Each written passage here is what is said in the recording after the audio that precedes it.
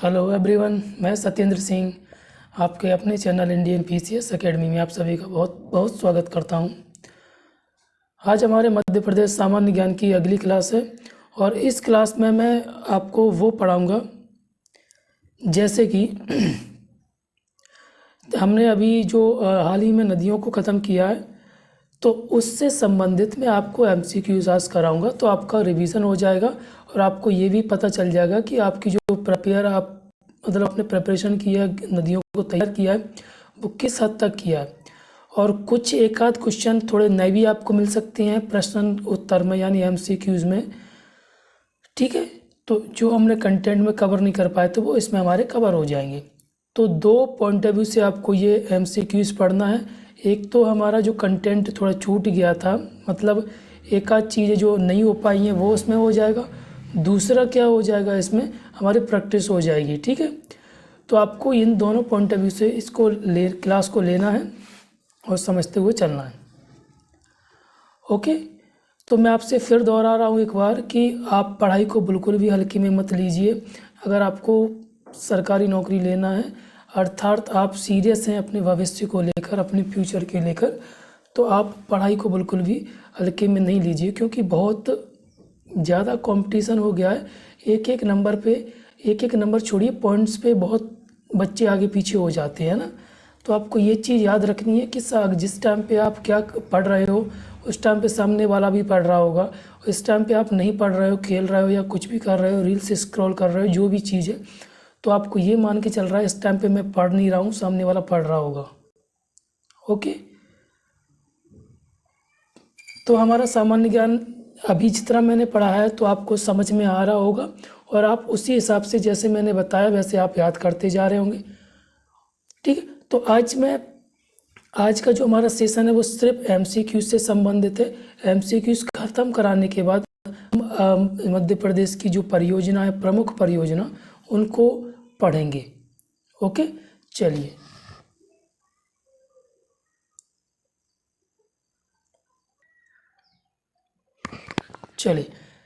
तो पहला प्रश्न हमारा क्या है कि देश में सर्वाधिक नदियों वाला राज्य कौन सा है। तो इसमें हमारा उत्तर तो यानी आंसर तो इसमें मैंने शो करा दिया है। उसके अलावा आप अपने मन में पहले सोचिए कि नदियों का मायका किस राज्य को कहा जाता है और क्यों कहा जाता है। क्यों कहा जाता है? क्योंकि मध्य प्रदेश में सबसे ज़्यादा नदियाँ हैं। मध्य प्रदेश एक ऐसा राज्य जिसमें कई नदियाँ, यानी भारत में सबसे ज़्यादा नदियाँ जो पाई जाती हैं वो कहाँ होती हैं? मध्य प्रदेश में। तो पहला आंसर, अगर अब आपको खुद अपने मन में सोचना है कि पहले का आंसर मैंने तो कैसे दिया है कि मुझे आता था। ठीक, आपको अपने आप में ये सोचना है। ओके, दूसरा, मध्य प्रदेश की किस नदी को स्वर्ण नदी के नाम से जाना जाता है? तो किस नदी को जाना जाता है? सोन को। मध्य प्रदेश की किस नदी को स्वर्ण नदी के नाम से जाना जाता है? तो सोन नदी को मध्य प्रदेश की स्वर्ण नदी के नाम से जाना जाता है। क्लियर हो रहा है ना? चलिए, अगर कोई क्वेश्चन आपने पहले नहीं पढ़ा, यानी कोई भी प्रश्न का उत्तर आपने पहले नहीं पढ़ा है, यानी मेरे द्वारा जो कंटेंट कराया उसमें नहीं दिया है, तो वो क्वेश्चन आपको यहाँ पर उसका आंसर यहाँ पर मिल जाएगा, प्रश्न में मिल जाएगा। किस नदी का नाम चर्मावती, कहीं कहीं चर्मावती भी लिखा रहता है, कहीं कहीं चर्मावती भी लिखा रहता है। ठीक है, तो कौन सी नदी है? चंबल नदी। चंबल नदी का दूसरा नाम या प्राचीन नाम क्या है? चर्मावती। ठीक है, चलिए आगे।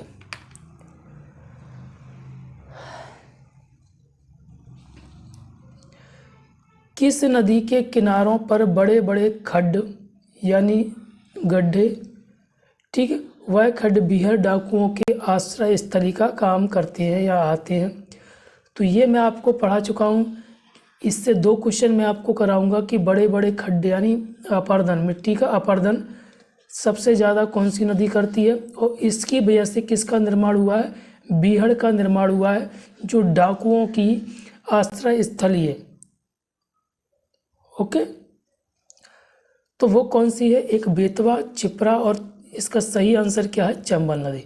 यानी चंबल नदी सबसे ज़्यादा अपरदन करती है, और ये इसके अपरदन से जो संरचना का निर्माण होता है उसको क्या बोल दिया जाता है? बीहड़ बोल दिया जाता है।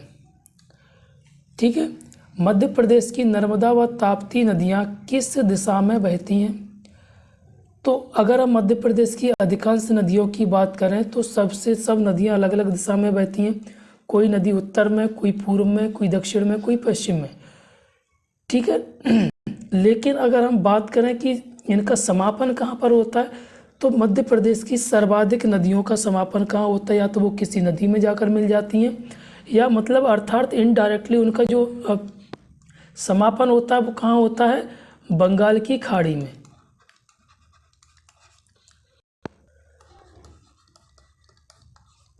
ठीक है। तो अधिकतर नदियों का जो मध्य प्रदेश की नदियां हैं उनका अधिकतर नदियों का जो समापन होता है वो कहाँ पर होता है? चाहे ये नदी हो, चाहे दक्षिण वाली नदी हो, सबका समापन कहाँ होता है? बंगाल की खाड़ी में। लेकिन मध्य प्रदेश की कुछ महत्वपूर्ण नदियां हैं, उनका जो समापन होता है वो कहाँ होता है? अरब सागर में, यानी खम्पात की खाड़ी में। अरब सागर में एक खाड़ी है, खम्पात की खाड़ी।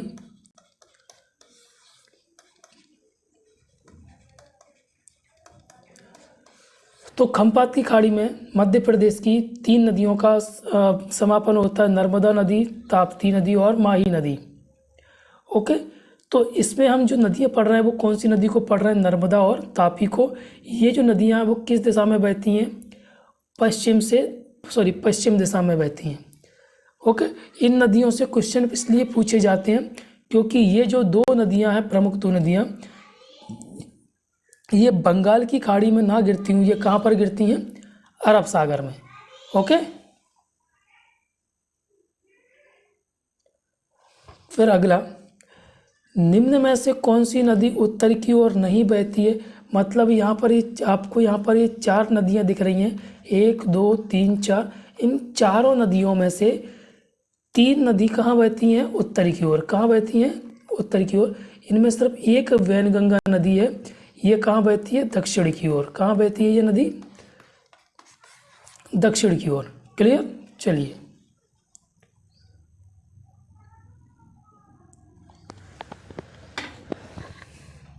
अगला, मध्य प्रदेश की 5वीं सबसे बड़ी नदी।